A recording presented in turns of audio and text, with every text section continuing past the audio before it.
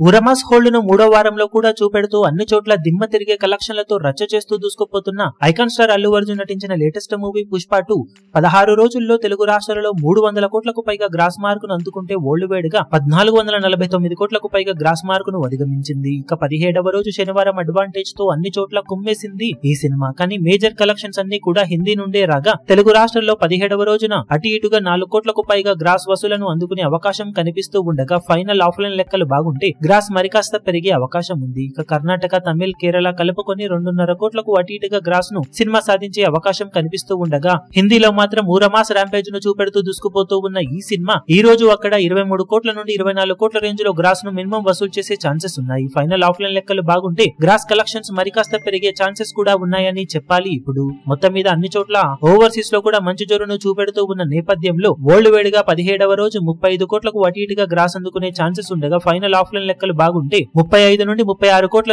Range దాకా gross వసూలను సాధించే chances ఉన్నాయి. ఈ రోజు సాధించే కలెక్షన్లతో 17 రోజుల్లో తెలుగు రాష్ట్రాల్లో 304 కోట్లకు పైగా గ్రాస్ మార్కును అందుకోబోతున్న ఈ సినిమా వరల్డ్ వైడ్ గా 1485 కోట్ల రేంజ్ కు అటు ఇటుగా గ్రాస్ వసూలను సాధించబోతూ ఉంది. ఇక మొత్తం మీద సినిమా బాక్సాఫీస్ దగ్గర 17 రోజుల్లో సాధించే ఏరియాల వారీ కలెక్షన్ వివరాలు ఏ విధంగా ఉంటాయో చూడాలి.